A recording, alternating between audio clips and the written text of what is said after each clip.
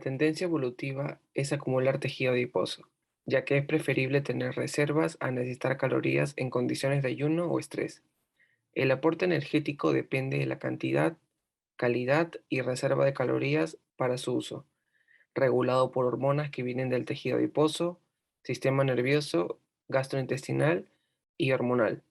A corto plazo, las señales provienen del sistema gastrointestinal, que ajustan el apetito para impedir el sobrepeso.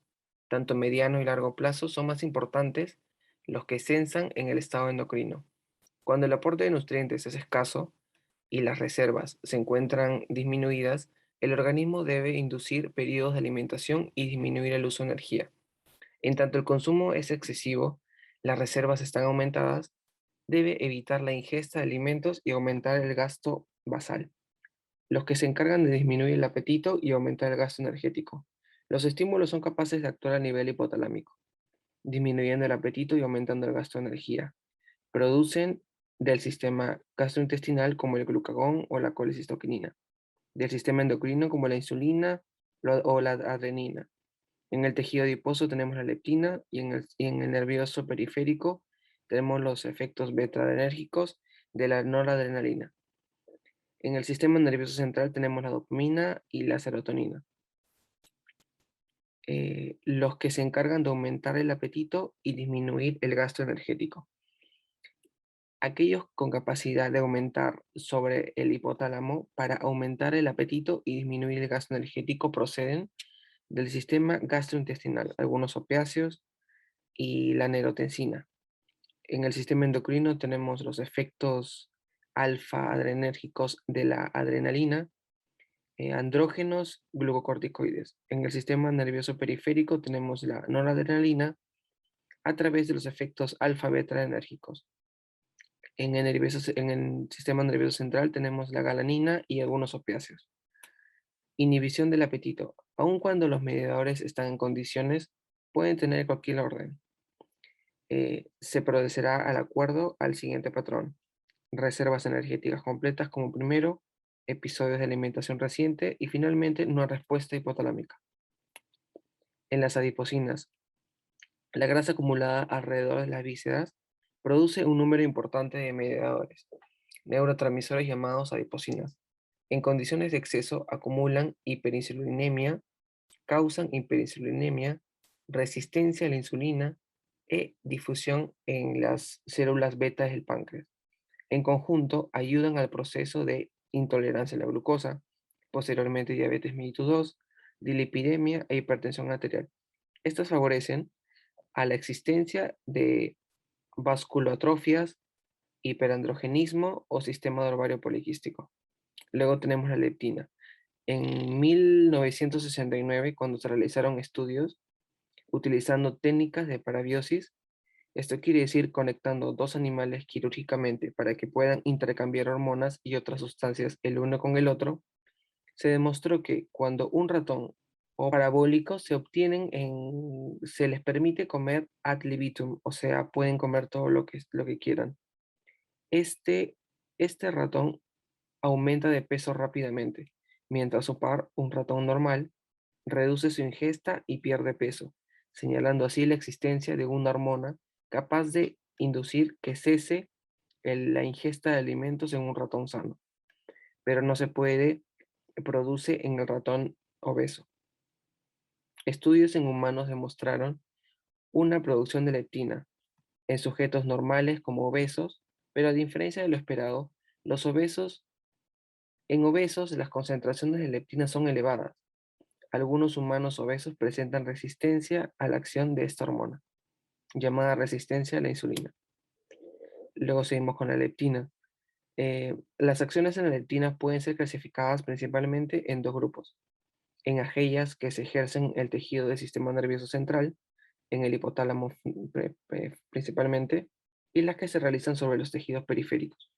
Las principales regulan la baja de peso corporal, disminuyendo la ingesta de alimentos, aumentando el gasto metabólico energético basal y modificando algunas funciones neuroanalérgicas. En tanto, los segundos tienen como efecto sobre la polimerización y la diferenciación y metabolismo de tejidos periféricos. Los niños con resistencia congénita a la leptina muestran un apetito voraz y desarrollan obesidad progresiva sin respuesta a esta hormona. Ahora hablaremos de la insulina. Bueno, más que nada, cuando los alimentos son ingeridos, incluso antes de ser absorbidos y lleguen a la circulación enterohepática, el páncreas inicia la secreción de ella, ¿no? En cuanto a los niveles plasmáticos de la insulina, guardan relación directa con el grado de adiposidad. Y la insulina, al igual que la leptina, disminuyen el apetito y se ha visto varios receptores de la insulina a lo largo del sistema nervioso central, sobre todo en las neuronas sensibles de la glucosa. Ahora hablaremos de la hormona liberadora de corticotropina, o la conocida como CRH. Bueno, más que nada, los glucocorticoides no solo tienen un efecto inhibitorio sobre la producción de hormona de crecimiento y de esteroides sexuales, sino que son antagónicas para las acciones de estas hormonas sobre el tejido adiposo.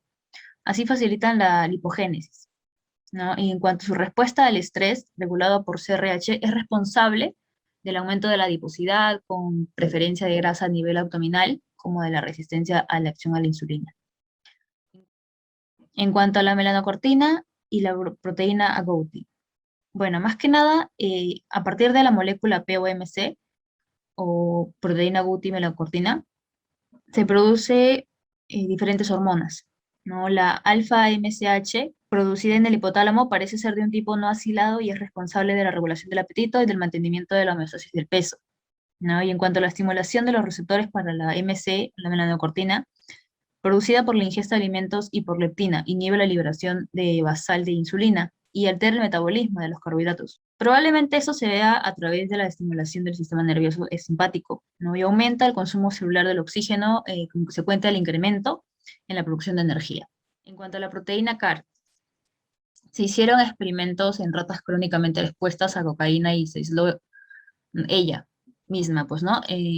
Proteína CAR es la transcripción relacionada a la cocaína y anfetamina. Y cuando aumenta sus concentraciones, su síntesis y su secreción aumenta con el ayuno y disminuye con la inyección periférica de leptina. Y es posible que en pacientes o en individuos toxicómanos se vea elevada esta hormona concentradora de melanina. Esta hormona es secretada por la adenohipófisis, pero en tanto en la inyección de MSH, en el hipotálamo produce un aumento de la ingesta de alimentos. La histamina, bueno, en el hipotálamo se encuentra la histamina. A través de sus receptores en los núcleos ventromediales y paraventriculares, la histamina disminuye la ingesta de nutrientes y se sugiere creer que la histamina intrahipotalámica puede ser un mediador de los efectos de la leptina sobre el peso corporal. Y esta, administrada directamente a los ventrículos, es capaz de estimular la hipófisis periférica.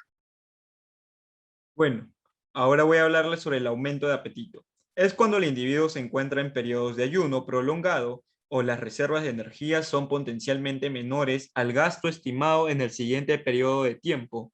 Se desencadena una respuesta a nivel de tracto gastrointestinal y del sistema nervioso central. Ahora voy a hablarles sobre la proteína de Magoni. Magoni es un modelo de roedores obesos monogénicos denominados Magoni. Más que nada es por el color de piel, que su color de piel es de caoba. El gen regula la síntesis de una proteína simple que se localiza dentro de la membrana celular y que se expresa en distintas regiones del cerebro, pero no en el hipotálamo. Su función específica se desconoce. La grelina. La grelina es la única hormona producida por el tracto gastrointestinal que, al unirse a receptores GHC localizados en el núcleo arcuato y en el núcleo paraventricular del hipotálamo. Las concentraciones plasmáticas de la grelina aumentan durante el ayuno y disminuyen rápidamente cuando el estómago recibe los alimentos. El neuropéptido I es implicado en la capacidad de aprendizaje, memoria, epilepsia, ritmos cardíacos, ansiedad, regulación térmica y liberación de hormonas.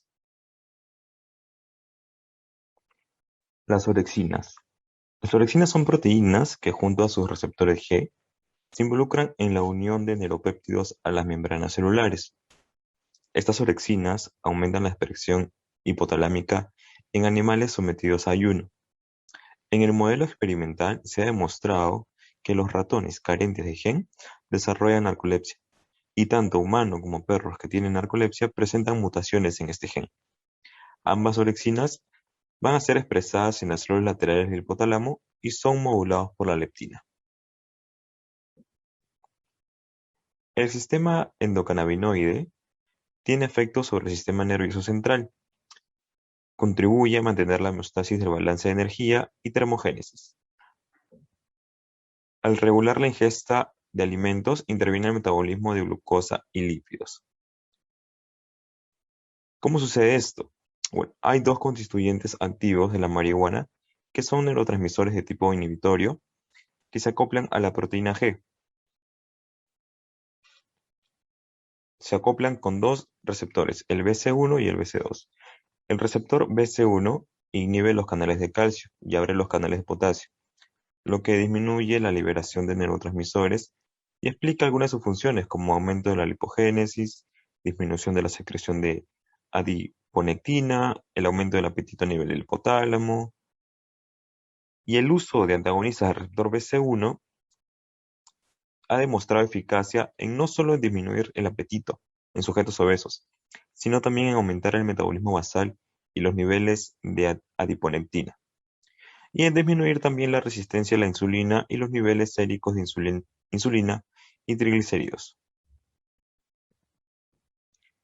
El control del gasto energético. Es importante la regulación del peso corporal. Por tal motivo, los mecanismos implicados para almacenar energía y liberarla tienen que estar adaptados a los requerimientos basales. Tienen que permitir la actividad física y asegurar el crecimiento.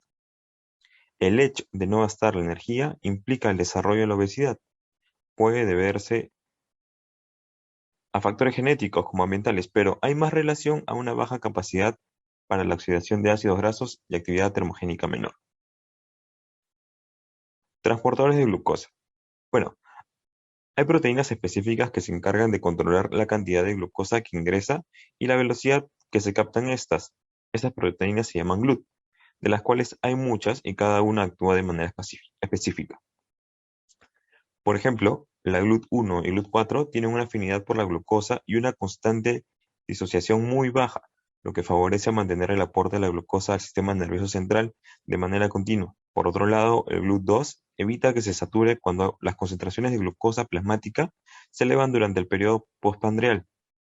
También asegura el flujo bidireccional de glucosa, favoreciendo así al hígado para que produzca glucosa en el periodo postabsortivo. Continuamos. El GLUT4. Este principal GLUT está en los adipocitos y en las células del músculo estriado. La captación celular de la glucosa es el principal paso limitante en su metabolismo.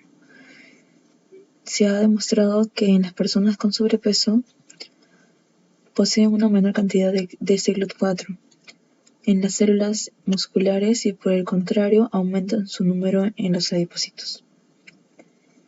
Resulta que cuando el balance de energía es positivo y las concentraciones de insulina son altas, favorece la síntesis de triglicéridos.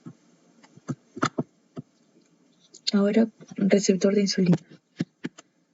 Se ha visto en estudios con personas con sobrepeso que existe una disminución de la fosforilación del receptor de insulina y de la velocidad de este receptor para el sustrato de insulina también, lo que en ambos casos conlleva la disminución de su actividad y genera un estado de resistencia parcial a la acción de la insulina.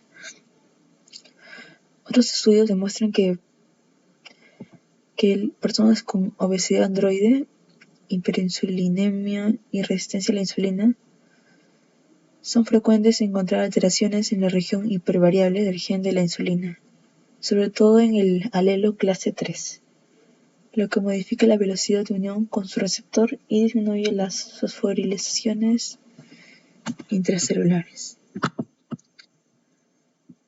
Luego tenemos el receptor adrenérgico en el tejido adiposo. Se ha visto que en algunas personas con sobrepeso hay alteraciones estructurales en el receptor beta 3 adrenérgico, expresado por el tejido adiposo, que ocasiona una disminución de la oxidación de lípidos y de la energía utilizada en la termogénesis. Y finalmente, el metabolismo basal, en el cual consiste en los requerimientos de producción de energía para mantener la temperatura corporal por arriba de la temperatura del ambiente y que permite asegurar el suministro energético de los tejidos en reposo. Aquí tenemos una imagen de diferentes tipos de personas. Muchas gracias. Hasta luego.